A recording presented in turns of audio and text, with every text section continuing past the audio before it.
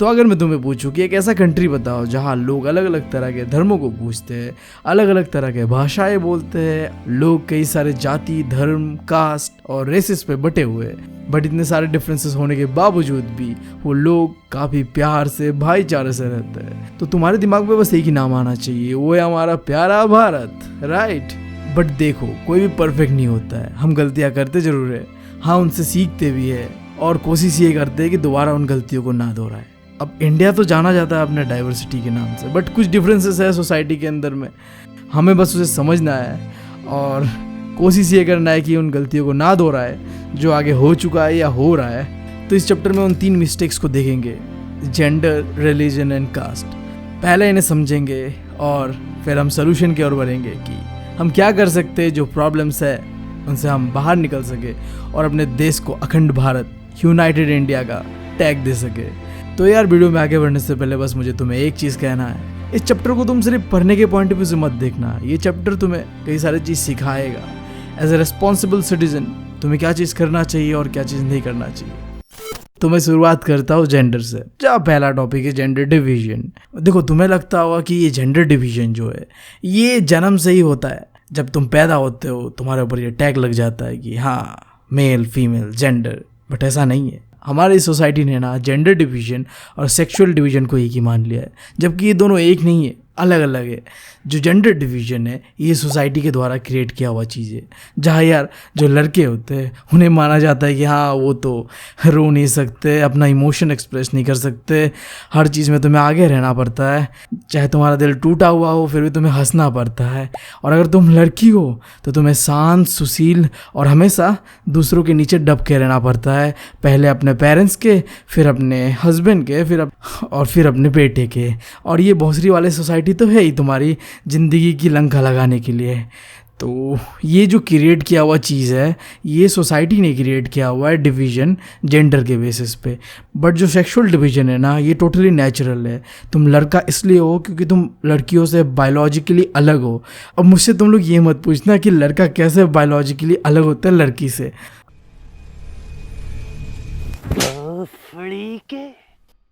Hello, तुम लोग बस इतना समझ लो, सोसाइटी ने ना इस जेंडर डिवीजन और सेक्सुअल डिवीजन को एक ही मान लिया है। अब इसको एक मानने की वजह से प्रॉब्लम क्या आ रहा है पता है? सेक्सुअल डिवीजन ऑफ लेबर का प्रॉब्लम। अब देखो, ये एक ऐसा सिस्टम है जिसके अंदर माना ये जाता है कि जो घर के काम है ना वो लड़कियां करेंगे, सिर्फ और सिर्फ लड़कियां। जो भी तुम्हारे घर के काम है, चाहे वो बर्तन मांजना हो, कपड़े धोना हो या खाना पकाना हो, सारे के सारे कौन करेंगे? वुमेन्स यानी लड़कियां। और जितने भी बाहर के काम है वो सारे करेंगे मर्द यानी कि लड़के। समझ रहे हो?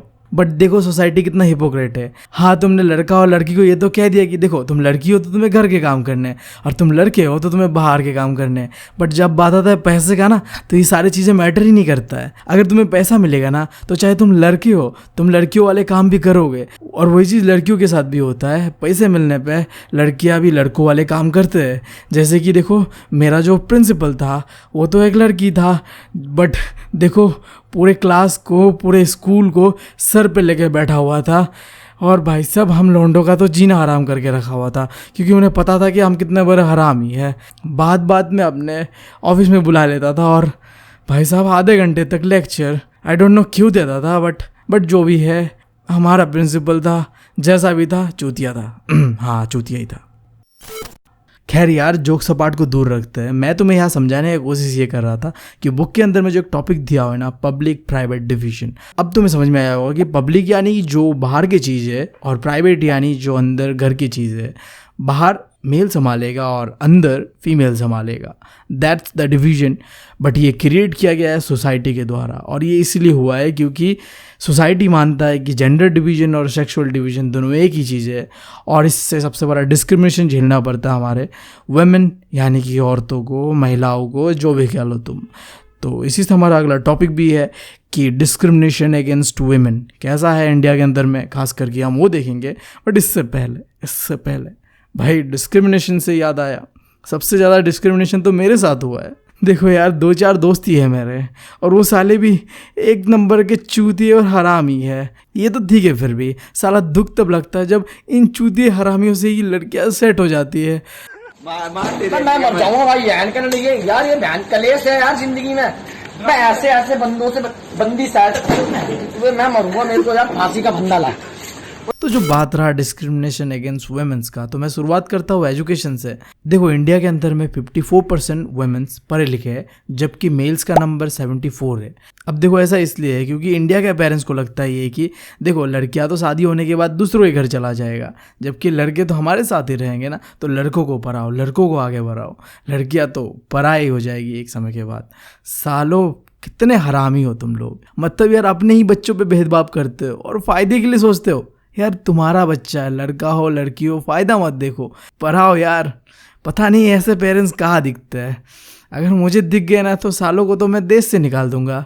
खैर यार मैं प्राइम मिनिस्टर नहीं हूँ ना देश का, तो मैं पढ़ा ही रहा हूँ, बस पढ़ाता हूँ, ठीक है। तो जो दूसरा बात है कि अगर कोई भी काम को लेके बात होता है ना, तो अगर लड़की या लड़का दोनों एक ही काम को करता है, फिर भी लड़कियों को पैसा कम मिलता है लड़कों से। क्यों? क्योंकि वो लड़कियाँ है यार, वो वीक है, उन्हें पीरियड्स होता है, वो काम अच्छी तरीके से नहीं कर सकते, ऐसा सोसाइटी समझता है, ठीक है। जबकि इन चीज़ों को रोकने के लिए हमारे गवर्नमेंट ने एक कानून भी बनाया हुआ है, द इक्वल रेम्यूनरेशन एक्ट 1976। देखो इसका नाम और डेट याद करके रख लेना, एमसीक्यू में काम आ सकता है। सिंपली ये एक्ट ये कहता है कि कोई भी काम को लेकर लड़की या लड़का भेदभाव नहीं होना चाहिए, पैसा सबको बराबर मिलना चाहिए अगर कोई भी एक ही काम को कर रहा है। बट क्या फ़ायदा इस कानून का, कोई मानता तो है नहीं। फिर देखो जब बात आता है बच्चों को पैदा करने का या बच्चों को अडॉप्ट करने का ना, तो पेरेंट्स प्रेफर करते हैं कि वो लड़कों को ही अडॉप्ट करे या लड़के बच्चे ही पैदा करे। आई डोंट नो क्यों, बट इस चीज़ की वजह से इंडिया में सेक्स रेशियो का इम्बैलेंस हो रहा है, और इस सेक्स रेशियो के इम्बैलेंस होने के कारण हम लौंडे सिंगल है। नहीं तुम यूरोप के कंट्रीज़ में देखो, रशिया में देखो, मतलब वहाँ की लड़कियाँ तरस रहे लड़कों के लिए, बट हमारे यहाँ पूजा के ऊपर 10-10 लौंडे पागल है। तो भाव तो खाएगी ना भाई, एवरेज होते हुए भी उसे लगता है कि वो कटरीना कैफ है, जबकि ये एक भ्रम है भाई, भ्रम है। बस वो भाव इसीलिए खा रही है क्योंकि इंडिया का सेक्स रेशियो इम्बैलेंस है। वो इम्बैलेंस इसलिए है कि हमारे अंकल आंटियों को लगता है कि बच्चा हो तो लड़का ही हो। तू कौन है बहन के लड़े? फिर जो चौथा डिस्क्रिमिनेशन होता है वुमेन्स के साथ, वो है कि देखो जब काम करने जाते हो तो हैरासमेंट, एक्सप्लॉयटेशन, वायलेंस, ये सब चीज़ें होते हैं उनके साथ, जो कि नहीं होना चाहिए, ऑब्वियस सा बात है। और आखिरी चीज़ ये है कि देखो तुम अगर पॉलिटिकली देखो तो वुमेन्स का पार्टिसिपेशन पॉलिटिक्स में काफ़ी कम है। अब इससे एक चीज़ तो क्लियर था कि देखो सोसाइटी ने ना शुरुआत से ही वुमेन्स के साथ इनइक्वालिटी और डिस्क्रिमिनेशन जैसी चीज़ें करते आ रहे हैं। अब ऐसा इसलिए होते आ रहा है क्योंकि ये सोसाइटी ना मैन डोमिनेटेड सोसाइटी है, यानी कि ये एक पेट्रियार्कल सोसाइटी है, जहाँ माना ये जाता है कि जो मैन होता है ना वो ज़्यादा पावरफुल, सुपीरियर होता है, और जो वुमेन है उसे डोमिनेट करके रखना होता है। अब तुम्हें पता है कि ये चीज़ें गलत है, जो भी हो रहा है ये वुमेन्स के साथ डिस्क्रिमिनेशन ही हो रहा है। अब इस चीज़ों को रोकने के लिए पहली बार एक मूवमेंट का शुरुआत होता है, जिसे हम जानते हैं फेमिनिस्ट मूवमेंट के नाम से। देखो चाहे मैं हो या तुम हो, इस मूवमेंट का पार्ट बन सकता है, हिस्सा बन सकता है। बस इस मूवमेंट का मोटो ये है कि मैन हो या वुमेन, समाज के अंदर में दोनों को ही बराबरी का हक मिलना चाहिए। कोई सुपीरियर नहीं है, कोई इन्फीरियर नहीं है, हम एक जैसे हैं, तो हमें सोसाइटी के अंदर भी बराबरी का हक मिलना चाहिए। फ़र्क नहीं पड़ता कि तुम मैन हो या वुमेन हो, we must be equal in our society. अब इस मूवमेंट से हमें एक चीज़ तो सीखने मिला था कि अगर वुमेन्स को अपना अधिकार चाहिए ना, अपने राइट्स चाहिए, तो उन्हें उसके लिए खुद ही लड़ना पड़ेगा। और तुम चाहे पॉलिटिक्स को जितना भी गंदा बोल लो, जितना भी गाली दे लो, बट अगर तुम पॉलिटिक्स को सही से इस्तेमाल करते हो ना, तो तुम देश को बदल सकते हो, लोगों को बदल सकते हो, अपने समाज, सोसाइटी, हर चीज़ को बदल सकते हो। और अगर वुमेन्स को भी अपना राइट चाहिए ना, उसके लिए उन्हें पॉलिटिक्स में आना पड़ेगा। और इसी से हमारा अगला टॉपिक भी है वुमेन पॉलिटिकल रिप्रेजेंटेशन। अब मैंने तुम्हें कह तो दिया कि अगर वुमेन्स को अपना हक चाहिए तो इसके लिए उन्हें पॉलिटिक्स में आना पड़ेगा, बट क्या पॉलिटिक्स में आना इतना आसान है? बिल्कुल नहीं यार। देखो इंडिया के अंदर में वुमेन्स का पार्टिसिपेशन लेजिस्लेचर के अंदर में काफ़ी कम है। लेजिस्लेचर यानी वो बॉडी जो इंडिया के अंदर में कानून बनाता है। देखो अगर मैं बहुत ही स्पेसिफिक होकर कहूँ ना, तो लोकसभा के अंदर में जितने भी मेंबर्स हैं ना, उनमें से वुमेन्स कितने हैं? 14.36%, वो भी 2019 में। देखो लोकसभा में मैं तो कहूँगा फिर भी ठीक है। तुम स्टेट्स का हालत देखो जहाँ 5% से भी कम है वुमेन्स का पार्टिसिपेशन। और इन सारी चीज़ों के कारण ही इंडिया उन चुनिंदे कंट्रीज़ में से आता है जिसके पार्लियामेंट के अंदर में वुमेन्स का पार्टिसिपेशन सबसे कम है। तुम्हारे सामने मैं 2 फोटोज़ दिखा रहा हूँ, ये फिनलैंड का कैबिनेट मिनिस्ट्रीज है और ये इंडिया का कैबिनेट मिनिस्ट्रीज है। तुम इस पिक्चर को देखने के बाद ये क्लियरली समझ गए होगे कि वुमेन्स का रिप्रेजेंटेशन इंडिया में किस तरीके का है और फिनलैंड में किस तरीके का है। अब ऐसा नहीं है कि हमने चीज़ों को सुधारने के लिए कुछ किया नहीं है, हमने 1/3 सीट्स जो है वो लोकल बॉडीज़ जैसे कि पंचायत और म्यूनसिपैलिटीज़ में रिजर्व कर दिया है वुमेन्स के लिए, और इससे फ़ायदा भी दिखा है हमें। 1 लाख से भी ज़्यादा वुमेन जो है वो इलेक्ट होकर आए हैं rural and urban local bodies पे। बट देखो ये चीज़ काफ़ी नहीं है, काफ़ी सारे वुमेन्स ऑर्गेनाइजेशन और एक्टिविस्ट ने ये डिमांड किया है कि देखो जो आपने काम लोकल लेवल पे किया है वो आप स्टेट लेवल पे करो, नेशनल लेवल पे करो। और इस चीज़ के लिए एक वुमेन रिजर्वेशन बिल भी लाया गया है कि स्टेट लेवल पे हो या नेशनल लेवल पे, यानी लोकसभा में भी वुमेन्स को कुछ सीट्स तो रिजर्व देना चाहिए। अब ये जो पिक्चर देख रहे हो तुम, इससे क्लियरली ये समझा जा सकता है कि ये जो वुमेन रिजर्वेशन बिल लेके पार्लियामेंट के अंदर में घुसा जा रहा है कि हाँ वुमेन्स को भी बराबर का अधिकार मिलना चाहिए पॉलिटिक्स में। इस चीज़ का कितना पॉलिटिशियन समर्थन कर रहे और नहीं कर रहे। एक तरफ से तो ये नेता लोग कह रहे कि हाँ हम तो आपका सपोर्ट करें, आप बस आ जाइए, बट दूसरी तरफ से रास्ता रोक के बैठे हुए। हिपोक्रेसी की भी सीमा होती है भाई साहब। अब हमने जेंडर के बारे में तो काफ़ी कुछ जाना, अब बढ़ते हैं हम रिलीजन के ऊपर। काफ़ी कंट्रोवर्शियल टॉपिक है आई गेस, कि तो मुझे पॉइंट आउट ना करो कोई चीज़ को लेके, मैं बहुत ही न्यूट्रल रह के बात करने की कोशिश करूँगा। तो जो हमने बांटा है ना लोगों को रिलीजन के बेसिस पे, ये यूनिवर्सल नहीं है।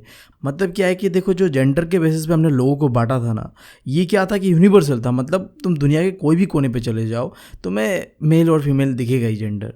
बट जब बात आता है ना रिलीजन का, तो बहुत ज़्यादा ऐसा कंट्रीज़ है जहाँ पे एक ही रिलीजन है, तो तुम हमें बांट ही नहीं सकते।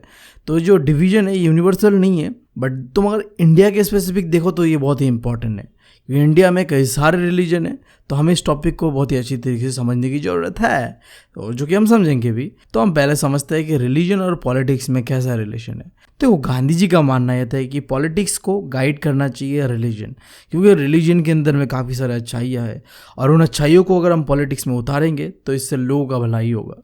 बट यार तुम्हें पता है आज के पॉलिटिशियंस कितने हरामी है। रिलीजन के नाम पे तो बस वो पॉलिटिक्स करते हैं, वो भी गंदे वाले, और इसका नतीजा ये होता है कि हम लोग आपस में ही लड़ते हैं और मज़ा मारते हैं वो लोग। तो इसलिए यार मेरा तो एक सीधा सा फंडा ये है कि अपने एक्स के बातों पे और अपने पॉलिटिशियंस लोगों की बातों में बिल्कुल नहीं आना। देखो बहुत पछताओगे अगर तुमने ये बात नहीं माना तो, एकदम मतलब कोट एंड कोट लेके चलो ये बात। और दूसरा देखो ये ह्यूमन राइट्स ग्रुप जो है ना, ये क्या कहते हैं कि जब 2 रिलीजन के बीच लड़ाइयाँ होते हैं, कम्युनल राइट्स होते हैं ना, तो माइनॉरिटीज़ भाई सब कुट जाते हैं, क्योंकि वो माइनॉरिटीज़ में होते हैं, तो गवर्नमेंट को इन्हें प्रोटेक्ट करना चाहिए। और तीसरा चीज़ देखो जो वुमेन्स है वो कहते हैं कि देखो जो रिलीजन के नाम पे जो लॉज बने हुए हैं ना, फैमिली लॉज, ये वुमेन्स के अगेंस्ट में है, तो गवर्नमेंट को इन लॉज को चेंज करना चाहिए जिससे कि वुमेन्स को इक्वालिटी मिले समाज में। इसका जो बेस्ट एग्जांपल जो मुस्लिम लॉ था एक ट्रिपल तलाक बोल के, उसे गवर्नमेंट ने हटा दिया है क्योंकि वो मुस्लिम वुमेन्स के अगेंस्ट में था, जो कि अच्छा चीज़ है। तो इसी तरीके से चलता है पॉलिटिक्स और रिलीजन का रिलेशन, अगर तुम उसे पॉजिटिव वे में देखो। बट अब सवाल ये उठता है कि ये जो पॉलिटिक्स और रिलीजन का जो एक रिलेशन है, क्या ये हेल्दी है, सही है?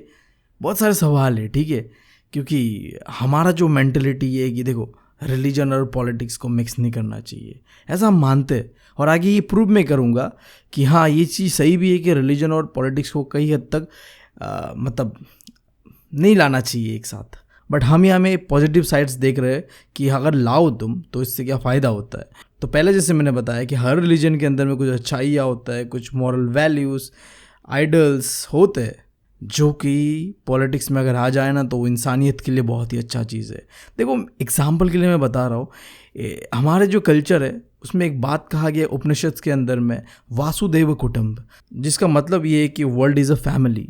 अब देखो ये जो एक छोटा सा स्टेटमेंट है ना, ये वर्ल्ड लेवल पे इंडिया को अलग ही लेवल पे रखता है। तो यार ये सब चीज़ों को देखने के बाद तो कहा जा सकता है कि हाँ अगर पॉलिटिक्स को रिलीजन गाइड करे तो बहुत अच्छी चीज़ है। फिर जो दूसरा चीज़ है कि पॉलिटिशियंस के पास बहुत पावर था, हमें पता है।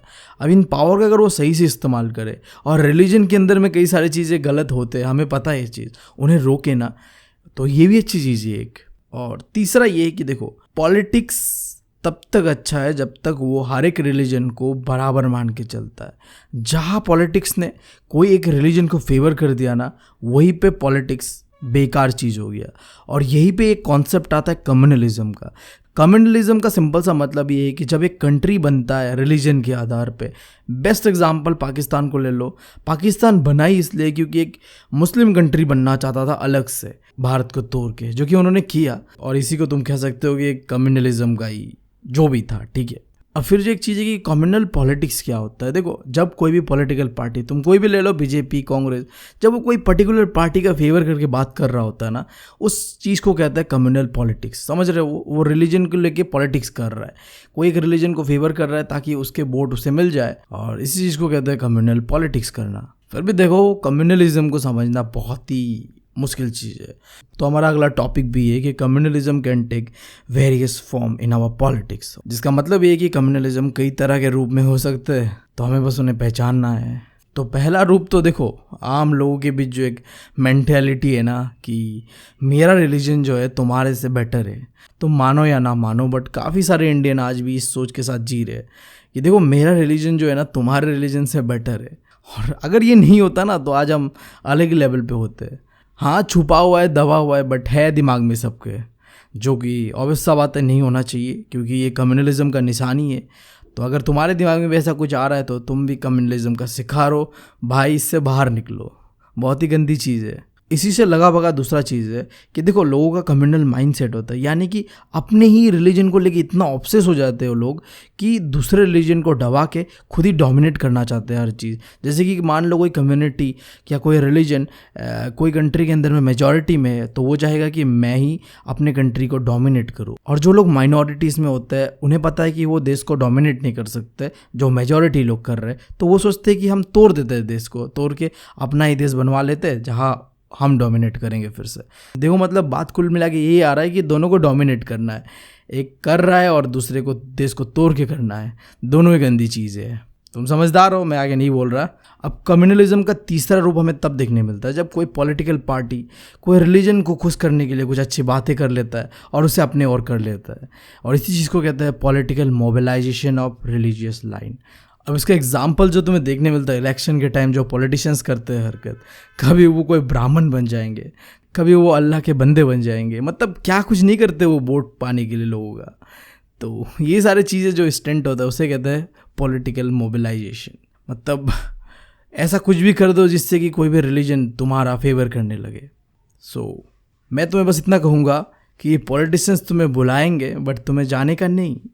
तुम रिलीजन के बेसिस पे किसी को भी फेवर मत करो। अगर वो काम कर रहा है, डेवलपमेंट कर रहा है, तभी तुम उसे फेवर करो। जब भी रिलीजन का बात करे, कोई भी चीज़ ऐसा बोले जिससे कि तुम इम्प्रेस हो जाओ, तो तुम्हें इम्प्रेस नहीं होने का। अब जो आखिरी रूप देखने मिलता है हमें कम्युनलिज्म का, सबसे गंदा है ये, जहाँ लोग रिलीजन के नाम पे लड़ने लगते हैं। कम्युनल वायलेंस, राइट्स, मैसेकर्स, कई सारी चीज़ देखने मिलता है। लोग आपस में ही धर्म के नाम पे लड़ मरते हैं। किस लिए? कि ये कम्युनलिज्म माइंडसेट की वजह से। मैं तुम्हें एक चीज़ कहना चाहूँगा कि कम्युनलिज्म वो कैंसर है जो लोगों के अंदर में है, बट लोगों को पता ही नहीं कि वो इस बीमारी से जूझ रहे हैं। तो तुम्हें समझदार बनना है और इस बीमारी से दूर रहना है। हर दिन सुबह गर्म पानी से मुंह धुलाओ, अपने दिमाग में अच्छी अच्छी चीज़ें डालो, और हाँ, बाबा जी का नुस्खा भी ले सकते हो। बस आ जाना मेरे हवेली पे, मैं दे दूंगा तुम्हें मेरा नुस्खा, ठीक है? तो यहाँ तक आने का बाद अब तुम समझ ही गए होगे कि कम्युनलिज्म कितना गंदा चीज़ है। मैंने बताया ये एक बीमारी है जो लोगों को अंदर ही अंदर से खा रहा है, उनके दिमाग को, ठीक है?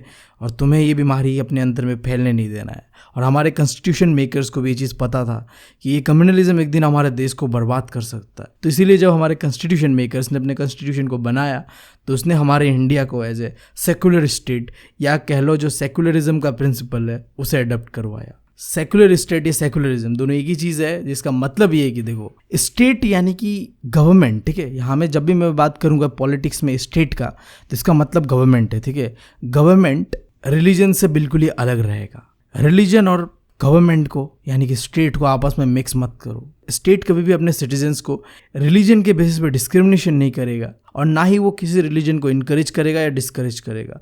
रिलीजन को अपने हिसाब से चलने देगा और जितना हो सकेगा रिलीजन से दूरियां बनाए रखेगा। That's the simple logic of secular state. मैं सिंपली बोलूँ तो सेकुलरिज्म या सेकुलर स्टेट का मतलब ये होता है कि रिलीजन से जितना हो सके दूरियां बना के रखो, अपने काम के ऊपर ध्यान दो। बट जो तुम आज का सो कॉल सेकुलरिज्म देखते हो, जहाँ क्या करते हैं पार्टीज, कोई एक रिलीजन को फेवर कर रहा होता है। आई डोंट नो क्यों, बट ये सेकुलरिज्म नहीं है। सेकुलरिज्म का सिंपल सा मतलब ये है कि तुम कोई भी रिलीजन को फेवर नहीं करोगे, जितना हो सके रिलीजन से दूरियां बनाए रखोगे। That's called secularism. देखो, हमारे कॉन्स्टिट्यूशन ने ना इंडिया को सेकुलर स्टेट बने रहने के लिए काफ़ी सारे प्रोविजंस भी बना के रखा हुआ है कि कहीं अगर रास्ता से भटक गया ये कंट्री तो उसे वापस लाने के लिए ये चीज़ें उनमें मदद करेगा। 4 चीज़ें हैं, जैसे कि देखो, हमारा कंट्री का कोई भी ऑफिशियल रिलीजन नहीं है, हमारा एक ही रिलीजन है, वो है हमारा कंट्री, डेमोक्रेसी है, और हमारा बाइबल जो है वो है हमारा कॉन्स्टिट्यूशन। ठीक है, दैट्स इट। हमारे कॉन्स्टिट्यूशन ने हमारे लोगों को ये फ्रीडम दे के रखा हुआ है।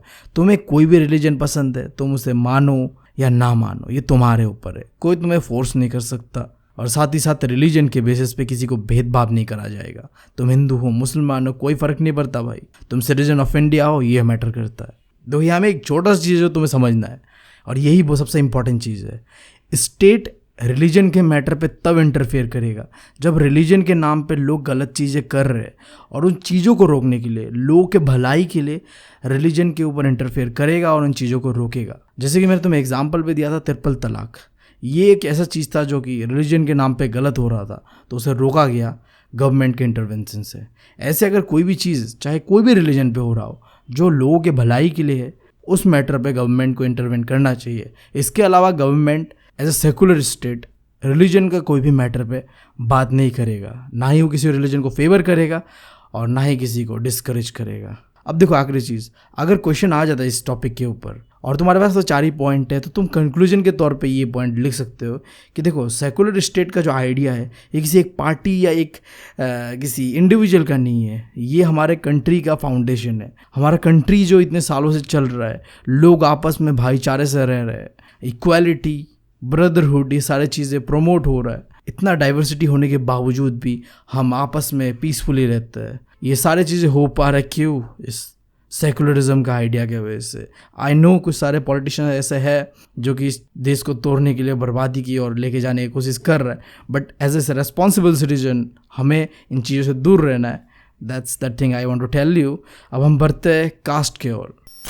कास्ट बेस्ड इनइक्वालिटी कोई 1-2 दिन पुराना वाला चीज़ नहीं है, ये सदियों से हमारे साथ चलते हुए आ रहा है। ये कास्ट सिस्टम टोटली बेस है ऑक्यूपेशनल डिवीजन को दिखाने के लिए कि एक इंसान क्या करेगा, क्या बनेगा, वो पूरी तरीके से डिपेंड करेगा उसका कास्ट पे। यहाँ क्या होता है, लोग जो कि एक ही कास्ट से बिलोंग करते हैं वो एक ही तरीके का काम करेगा, और इसी के साथ साथ जो शादी जैसा चीज़ होता है वो भी इनके अपने कास्ट पे ही होता है। मतलब देख रहे हो, तुम्हारे पूरे ज़िंदगी को इस कास्ट सिस्टम के अराउंड ही रख दिया गया है।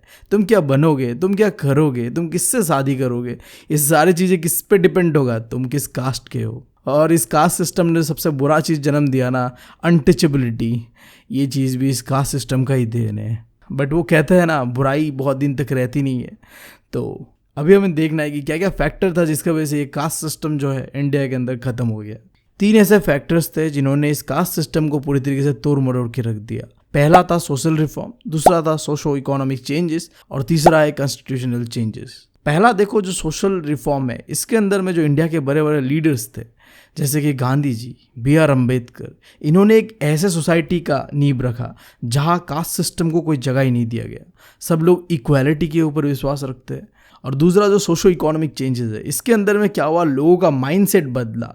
लोग समझे कि कास्ट सिस्टम से बाहर भी बहुत सारी चीज़ें हैं, और ये इसलिए हो पाया क्योंकि देश के अंदर में इकोनॉमिक डेवलपमेंट हुआ, अर्बनाइजेशन हुआ, लोग पढ़े लिखे हुए और लोगों ने अलग अलग काम को किया। ये चीज़ें करने के बाद उन्हें समझ आया कि भाई ये तो बहुत ही गलत है कि एक कास्ट पूरे हमारे लाइफ को डिपेंड करेगा, इन्फ्लुएंस करेगा। ऐसा नहीं हो सकता।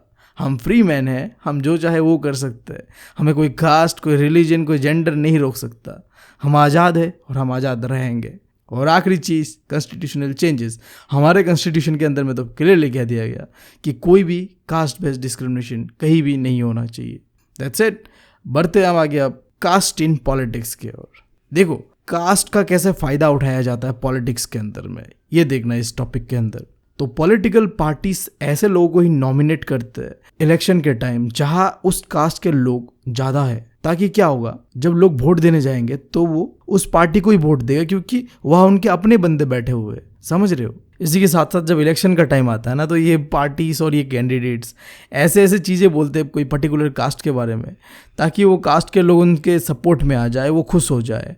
मतलब तुम सिंपली बता रहा हो, जब भी इलेक्शन आता है ना, ये पॉलिटिशियन लोग तुम्हें इम्प्रेस करने के लिए कुछ भी हद तक जा सकते हैं। बस उन्हें तुम्हारा सपोर्ट चाहिए, वोट चाहिए, और वोट देने के बाद, इलेक्शन होने के बाद तुम चल भोसड़ी के समझ रहे हो बात। और तीसरा चीज़ देखो, जब से ये यूनिवर्सल एडल्ट फ्रेंचाइज आया है, जहाँ में क्या होता है, अब हर एक इंडियन को बराबरी का हक है वोट के मामले पे, तो उसके बाद क्या हो गया, सबसे ज़्यादा इसका फ़ायदा मिलता है हमारे लोअर कास्ट के लोगों को, क्योंकि अब उन्हें बराबरी का सिटीजन माना जा रहा है, जो कि पहले नहीं माना जाता था। उन्हें तो हम इन्फीरियर मान के चलते थे, बट क्योंकि सब एक जैसे ही है तो उनका वोट भी इक्वली मैटर करेगा। तो पॉलिटिशियन अब उनका बात सुनते, एटलीस्ट सुनने का दावा करते और ढोंग तो करते, ठीक है। आई डोंट नो, अगर सुनते तो आज उनका हालत इतना बुरा क्यों रहता।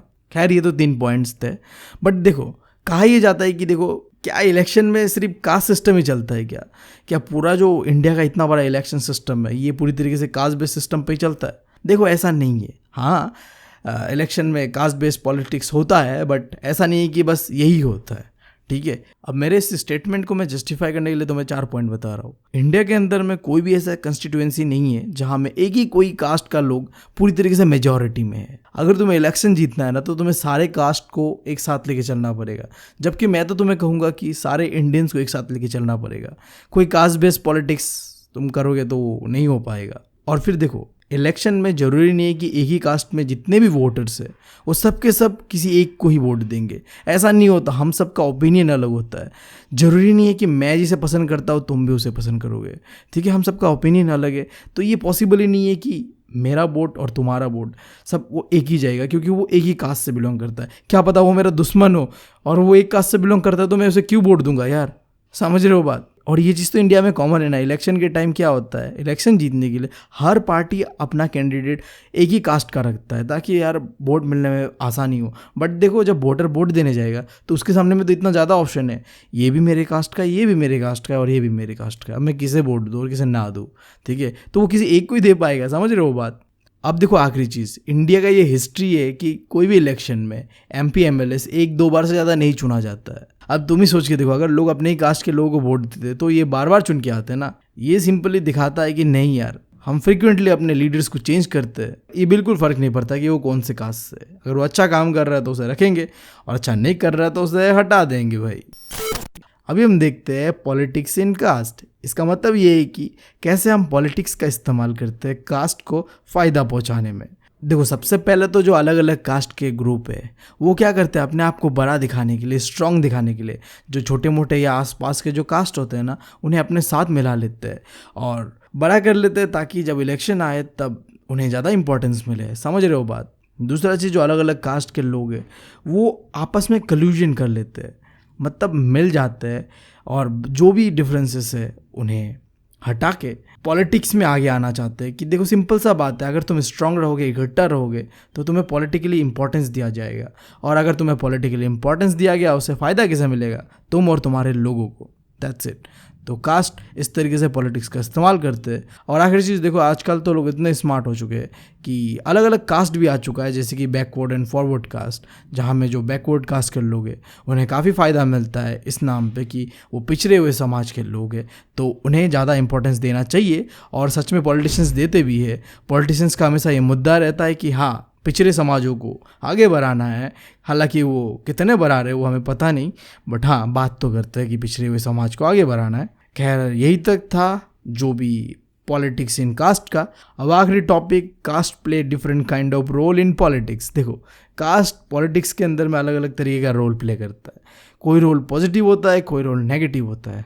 पॉजिटिव का बात करते हैं। देखो, जब कास्ट को लेके पॉलिटिक्स होता है ना, तो इससे पिछड़े हुए समाज को फ़ायदा मिलता है। यानी कि जो डिसएडवांटेज ग्रुप्स हैं ना, जिनके साथ डिस्क्रिमिनेशन होते हुए आया है, उन्हें पॉलिटिक्स के कारण फ़ायदा मिलता है। इसका जो बेस्ट एग्जाम्पल है, इंडिया का प्रेसिडेंट को देख लो। एक ट्राइबल कम्युनिटी से बिलोंग करता है, एक पिछड़े हुए समाज से बिलोंग करता है, बट आज जो इंडिया का प्रेसिडेंट है फिर देखो, जो लोग दलित या ओबीसी कास्ट से बिलोंग करते हैं उन्हें भी पॉलिटिक्स में आने का मौका मिल पाता है उनके कास्ट के कारण। और इसके अलावा हम पॉलिटिक्स के मदद से जो कास्ट बेस्ड डिस्क्रिमिनेशन होता है कोई भी कास्ट के साथ, उसे भी हम रोक सकते हैं। अब इसके नेगेटिव रोल के बारे में बात करते हैं। जब भी बार बार पॉलिटिक्स होता है कास्ट को लेके, तो ये डेमोक्रेसी के लिए सही नहीं है, ठीक है, क्योंकि हमें सिर्फ कास्ट तक लिमिट नहीं रहना है, हमें लोगों को एज ए इंडियन देखना है, ना कि कोई कास्ट, कम्युनिटी, रिलीजन से। और उसके बाद देखो, जब हम बार बार कास्ट और पॉलिटिक्स के बारे में बातें करने लगते हैं तो जो बड़े इशूज़ हैं जिनके ऊपर बात सही में होना चाहिए, जैसे कि गरीबी, डेवलपमेंट, करप्शन, इनके ऊपर ध्यान ही नहीं जाता, क्योंकि हम तो बिजी है ना कास्ट बेस्ड पॉलिटिक्स को लेके, जबकि ये बड़े मुद्दे हैं। और कभी कभी तो ये कास्ट बेस्ड पॉलिटिक्स इतना ज़्यादा बढ़ जाता है कि लोग यार मारा मारी तक चले आते हैं, वायलेंस होने लगता है। तो यार यहीं पे ख़त्म होता है हमारा ये चैप्टर। उम्मीद है तुम लोगों को समझ आया होगा। और अगर कोई भी डाउट है तुम्हें तो तुम मुझे इंस्टाग्राम पे पूछ सकते हो। और वीडियो को लाइक कर देना, कमेंट कर देना। बहुत मेहनत लगता है तुम लोगों के लिए वीडियोस बनाने में। Thank you, love you all.